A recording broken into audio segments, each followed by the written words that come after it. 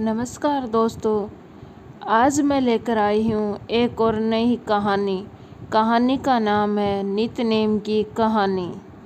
यह कहानी सीता माता कहती थी और भगवान श्री राम सुनते थे। एक दिन श्री राम भगवान को किसी काम के लिए बाहर जाना पड़ गया तो सीता माता कहने लगी कि भगवान, मेरे तो इस कहानी का 12 वर्ष का नित नेम है। अब आप बाहर जाएंगे तो मैं अपनी कहानी किसे सुनाऊंगी। श्री राम ने कहा कि तुम कुएं की पाल पर जाकर बैठ जाना और वहाँ जो औरतें पानी भरने आएंगी उन्हें अपनी कहानी सुना देना। सीता माता कुएं की पाल पर जाकर बैठ जाती हैं। एक स्त्री आई, उसने रेशम की जरी की साड़ी पहन रखी थी और सोने का घड़ा ले रखा था। सीता माता उसे देख कहती हैं कि बहन, मेरा 12 वर्ष का नित नेम सुन लो। पर वह स्त्री बोली कि मैं तुम्हारा नित नेम सुनूंगी तो मुझे घर जाने में देर हो जाएगी और मेरी सास मुझसे गुस्सा करेंगी। उसने कहानी नहीं सुनी और चली गई। रेशम की साड़ी फट गई और सोने का घड़ा मिट्टी के घड़े में बदल गया। सास ने देखा तो पूछा कि ये किस दोस्त का अपने सिर लेकर आई हो। बहू ने कहा कि कुएं पर एक औरत बैठी थी, उसने कहानी सुनने के लिए कहा लेकिन मैंने नहीं सुनी, जिसका यह फल मिला है। बहू की बात सुनकर अगले दिन वही साड़ी और घड़ा लेकर सास कुएं की पाल पर गई। सास को वही सीता माता बैठी मिली तो माता सीता ने कहा कि बहन, मेरी कहानी सुन लीजिए। सास बोली कि एक बार छोड़, मैं तो 4 बार कहानी सुन लूँगी। राम आए, लक्ष्मण आए, देश के पुजारी आए, नित नेम का नेम लाए।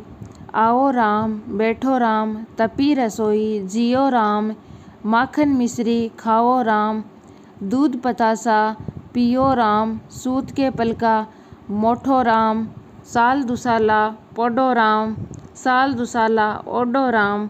जब बोलूं जब राम ही राम, राम संवारे सबके काम, खाली भंडार भरेंगे सबका बेड़ा पार करेंगे। जय श्री राम। सास बोली कि बहन, कहानी तो बहुत अच्छी लगी। कहानी सुनकर सास घर चली गई और उसकी साड़ी फिर से रेशम की बन गई। मिट्टी का घड़ा फिर सोने के घड़े में बदल गया। बहू कहने लगी, सासू माँ, आपने ये सब कैसे किया। सास ने कहा कि बहू, तू दोष लगा के आई थी और मैं अब दोष उतार के आई हूँ। बहू ने फिर पूछा कि वह कुएं वाली स्त्री कौन है। सास बोली कि वे सीता माता हैं। वे तो पुराने को नया कर देती हैं, खाली घर में भंडार भर देती हैं। वह लक्ष्मी जी का वास कर देती हैं, आदमी को जो भी इच्छा हो उसे पूरा कर देती हैं। बहू बोली कि ऐसी कहानी मुझे भी सुना दो। सास बोली कि ठीक है, तुम भी सुनो। और सास ने कहानी शुरू की। राम आए, लक्ष्मण आए, देश के पुजारी आए, नित नेम का नेम लाए। आओ राम, बैठो राम, तपी रसोई जियो राम, माखन मिश्री खाओ राम, दूध पतासा पियो राम, सूत के पलका मोटो राम, साल दुसाला पोडो राम, साल दुसाला ओडो राम। जब बोलूं जब राम ही राम, राम सवया संवारे सबके काम, खाली घर भंडार भरेंगे सबका बेड़ा पार करेंगे। श्री राम, जय जय श्री राम। कहानी सुनकर बहू बोली कि कहानी तो बहुत अच्छी है। सास ने कहा कि ठीक है, इस कहानी को रोज़ कहा करेंगे।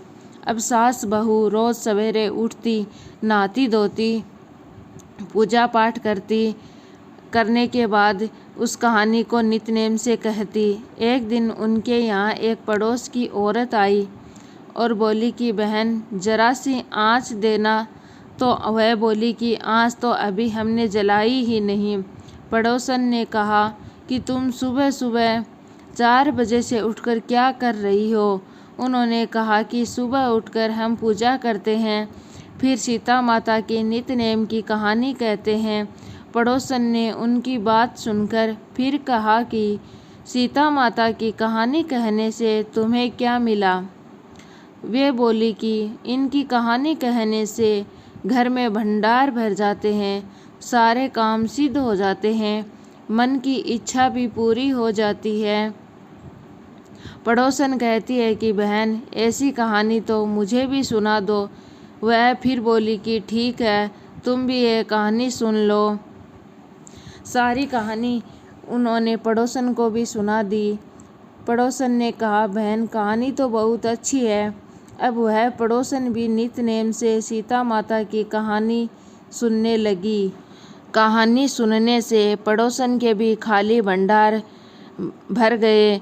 अब तो पूरे मोहल्ले में नित्य नेम की कथा हर कोई सुनने लगा और कहने लगा, हर किसी की मनोकामना पूरी होने लगी। हे सीता माता, जैसे आपने उनके भंडार भरे वैसे ही हमारे भी भरना, कहानी सुनने कहने वालों के सभी के भरना। अगर आपको मेरी कहानी पसंद आई है तो वीडियो को लाइक शेयर करना और चैनल को सब्सक्राइब करना।